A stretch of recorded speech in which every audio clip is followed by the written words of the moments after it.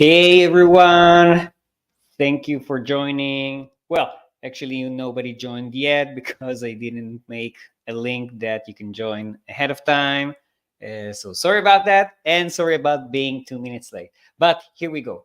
I have my whiskey ready, or actually, it's a cherry coke, but it's cooler if I say that it's whiskey. So, l'chaim.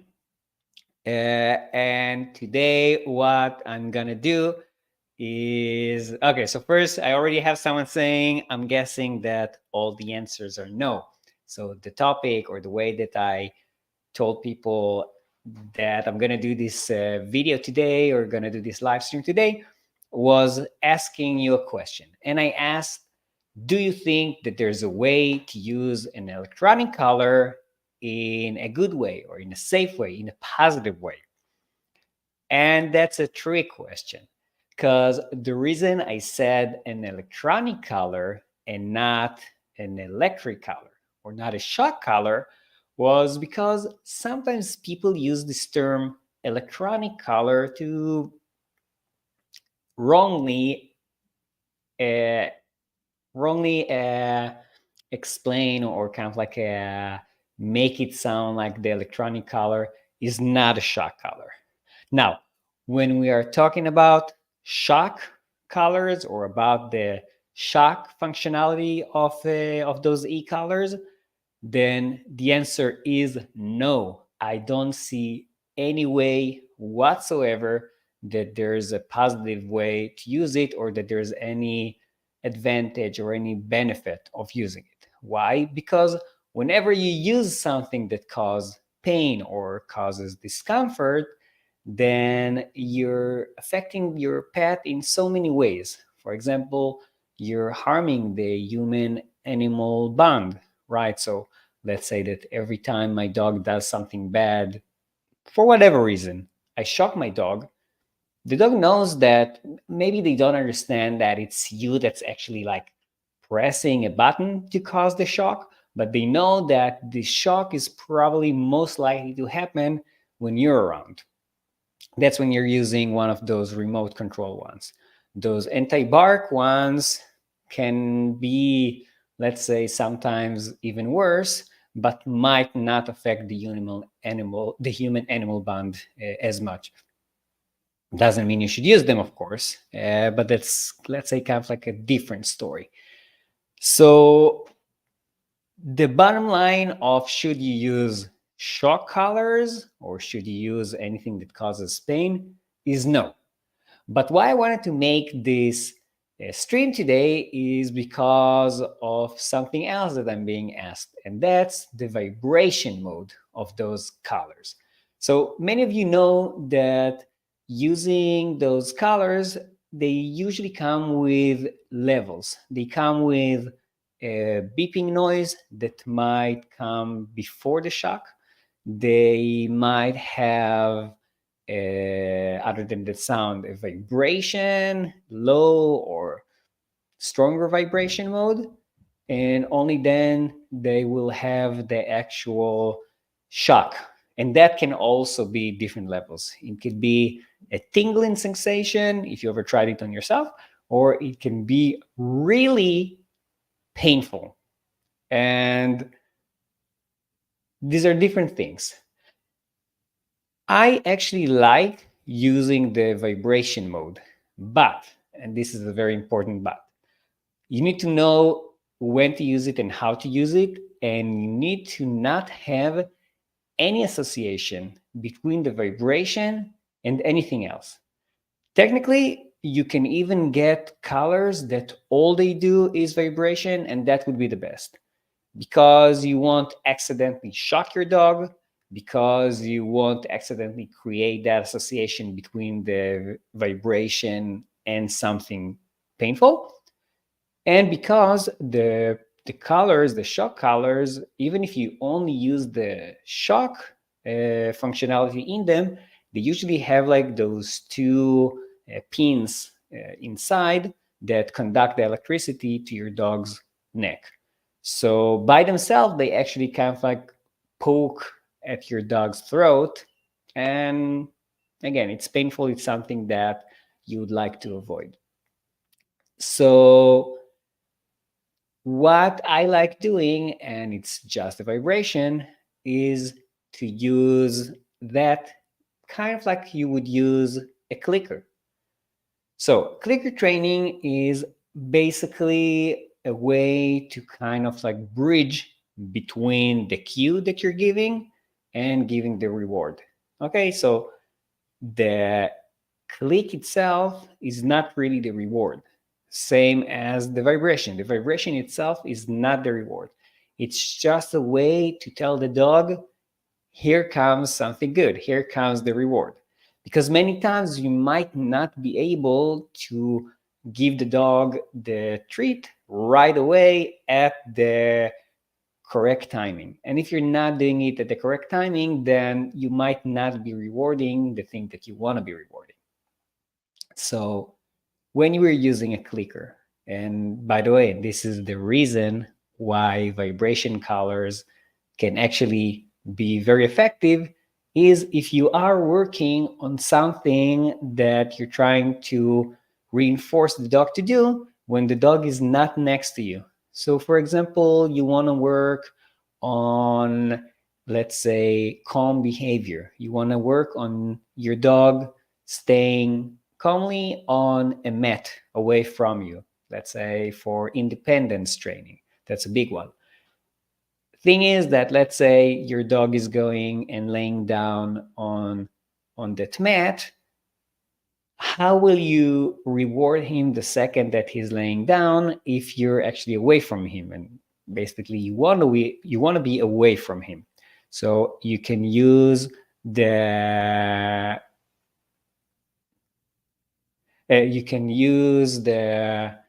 vibration to make your dog know that here comes the treat. It's again, it might be tricky because if you don't know what you're doing, every time you do the vibration, your dog might come to you, and then you won't reinforce the quiet behavior or laying down. But sometimes you actually want to use it in order to do some recalling. So again, if your dog knows that this is going to be something that will make your dog come to you, then it will be so much easier, right? I mean, you don't need to have your dog on a very long leash. Of course, you still want to do it in a situation that is safe for your dog. For example, in a fenced area and not just out in the wild. Because just out in the wild, if there's something that is kind of like a higher stimulation than what you're trying to do, then your reward is probably not going to be enough. But if you are working in a safe environment, then it's great, because even if your dog is kind of like far away from you, you can use this to kind of like call him back. And of course, don't forget to reward coming back to you. And another thing you can do with it, and that's something that we actually do a lot with deaf dogs, is use it as a way to get your dog's attention. So it's basically, in this case, it's not like a clicker, it's more like some cue to get your dog's attention. So for example, many of us will use our dog's name to get the attention, or you will use a cue or command like look or something like that for the dog to look at us, and then we can give more cues. Now, deaf dogs, they can't hear, right? So if they can't hear, then you can't really get their attention to even work on hand gestures or anything like that in order to give the treats. And that's why using a vibration collar is a great tool, because the second that your dog is facing away from you and you want to work on something else, or again, do some recalling and stuff like that, you give that vibration. The dog has to know that the vibration is something good, right? Because kind of like with calling your dog or with giving your dog any kind of cue in order to make them interact with you, you want it to be something that's associated with good things and not like, come here, I'm so mad at you that you didn't listen to me. Many people will do it. Like the dog ran away and they're screaming and screaming and screaming, come back, come back. They're chasing after the dog. And the second that the dog does come back to them, they are very mad and they're like, scolding him or something like that. If I was a dog and I was like running away and there's this person screaming after me, and then finally we catch up or I come back to them and they're screaming at me, why would I want to come back? I would actually want to stay away. So that doesn't have anything to do with the vibration, but know that if your dog comes to you, even after he did something bad, that's not the time to say like bad dog or anything like that. That's actually the time to reward him for coming back when you were calling him. So back to the vibration color. How should you use it? So again, the best is to actually use a color that's just vibration. If it does have those pins on it because it was a shock color and you never used it as a shock color, and again, I basically don't recommend using something that's supposed to be a shock color just in case, but I would definitely put something to cover those prongs, those metal things that are sticking out, to make sure that I'm not injuring the dog and hopefully I'm not shocking the dog. But I will start by using it kind of like we would load a clicker. Sorry. Loading a clicker, meaning that I will give, at the beginning, I will try and do both things at the same time, like doing the vibration with the treat. And the treat can be petting, the treat can be something that, you actually like feed your dog. All depends on your dog. And later on, when the dog kind of get that association between the two things, then you try to make a leg between those two things. So you will give the cue first, you will give the vibration first, and only then, and this actually cue is not the right word here, so ignore it. But you do the vibration first, you wait a second, and you give the treat. You give the vibration, wait, give a treat.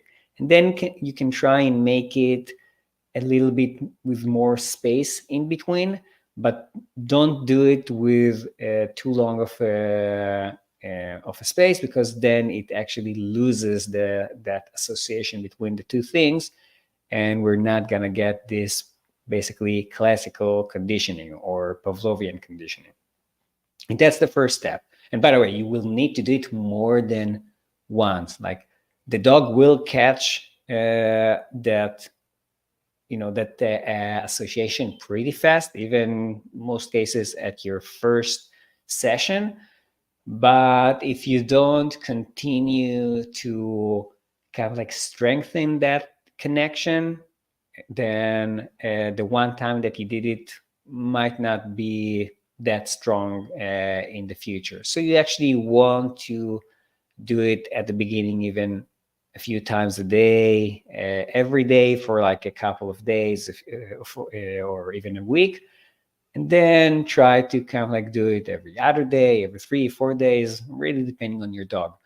And even when your dog is very good at understanding it, you still want to randomly do it from time to time if you're not consistently using it, because they do tend to forget after some time. So you want to just strengthen it.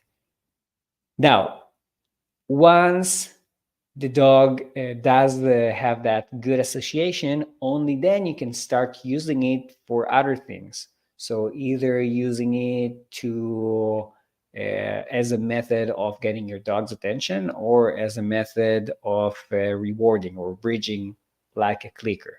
I'm not going to go into exactly how to train each and everything here, because that can take a lot of time, and that is actually best learned by seeing and not just by me talking to the camera. So That's about it. I mean, I know it took me 15 minutes to explain this thing, but what I wanted to say is that electronic colors can be a great tool as long as the only thing that we're using is the vibration. And by the way, technically, the vibration, the beeping can also be done, or it can also be used the same as the vibration. So both of those things can work really good and be used for positive rewarding and positive association. I keep saying don't use those things if you ever use them combined with the shock color, because sadly, many of my clients will come to me after they did use that tool and they say, yeah, now my dog knows that the second that he hears that beep, he's going to stop barking, or he's going to stop pulling, or he's going to come to me right away, because now the dog already have the association between the beep and the pain that's going to come later. So it's not the best thing to try and use as something positive when the dog already has that negative association. So yes, that be careful when you're choosing your tools and what tools you're using and what you're using them for. So that's the spiel about prong color. Sorry, prong colors. I got used to talking about prong colors so much that it comes automatically. About electronic colors, not shock colors, but the vibration and technically the beep can kind of like use the same. Uh, is anyone on the live session have any questions for me? I know it's a short one, but I'm willing to answer whatever question you have, not necessarily about this topic. I'll give you like a minute to type, and if I don't see anything, then I'll just drink my Coke. I can't say which company because nobody is paying me, and say goodbye.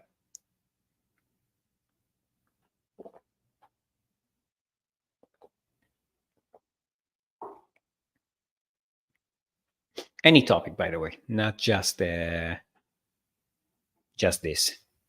I mean, any topic that relates to animal behavior.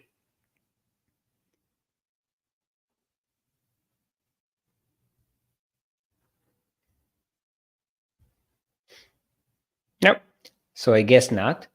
If you're not watching it as a live stream and you're watching the replay, then feel free to ask me anything in the comments below. Oh, just a second. One question. Will you be saving the stream anywhere to watch again? I'd love to show this to the behaviorists I work with. Yes. So what I'm gonna do, I'm gonna try and see exactly how it's gonna work. I know that YouTube does save the streams automatically, but I'm probably gonna, wanna download it and maybe edit it a little bit. I'm not sure. We'll see, but it should be saved. And once I stop the live stream, then it should technically it should save, and then you can share it with whoever you want. And Bebblefish, you, if I remember correctly, you won the competition with the shirt, right? When I got to the 1,000 subscribers. Let's see. Buddy's Dream. Hey, how are you doing? Do dogs hear noise from electronics in the home that can cause anxiety? Yes, definitely yes. Now, people, we don't hear things the same as dogs do, and we don't smell or even see the same way that dogs do, right? So, for example, the flicker rate of our eyes and dogs' eyes is not the same. So, many times, I'm not sure if it's the same with the LED lights, but if you ever saw someone taking a picture of one of those old television screens, or if you ever saw someone, not like a video, not a picture, or if you ever saw someone, or even you yourself tried using your camera on LED lights. If you saw like a car, like new cars being reviewed online on YouTube, you'll see that many times it looks like the headlights are flickering all the time, when in fact they are not. It's just kind of like a narrative artifact that is caused by the different frame rate of the camera and of the flicker of the lights themselves. Now, how does that have to do with dogs? Because their flicker rate, we also have a flicker rate in our eyes, be above, a specific frame rate, we're not going to really be able to see a difference. But our eye frame rate and dog's frame rate is not the same. So at least with like the older fluorescent lights, for example, to dogs, it would look like the lights are flickering all the time. And if you'll be in a room that the lights are flickering all the time, man, it's going to drive you crazy. So maybe that has an effect on dogs, right? It can cause anxiety. And going back to the question, to Buddy's dream question, and by the way, you can go and find her a website online. She has a great story about her dog, and I really think that everyone should learn from it, especially people that are enjoying behavior. There are some electronics that will emit a noise that we might not be able to hear, or we usually don't hear, but it will drive them crazy. And I can give you an example from one of my own dogs. Those like those bug killers, those electric ones that they have kind of like the light, and the bug is attracted to the light and get electrocuted. Those things, like the second that I would just plug it into the socket, my dog will go crazy. He will start panting. He would start whining.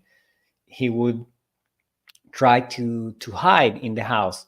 And me personally, I couldn't hear anything. But even he was in a different room, so you can't even say that, yeah, maybe he doesn't like to hear the bugs being electrocuted. Maybe that's what scared him. No, because the second that it turned on, he would freak out. And I know it from other clients of mine that, for example, some would say that there was kind of like a specific, the dog would not come close to the breaker in the house, because maybe there's like some sort of electricity. Now, I don't know if the dogs can hear it or if the dog can actually feel it, because again, those of you that follow me for a while know that I did a video about how dogs have a special sense, and they can actually feel magnetism. They can feel, and magnetism is a sort of an electric field. So maybe they're not hearing it, maybe they're actually sensing it in a way. So I don't know for sure, but I can tell you that the bottom line is, yes, dogs can be sensitive to electronics, either by feeling or hearing them, in a way that we don't, and that can definitely cause anxiety.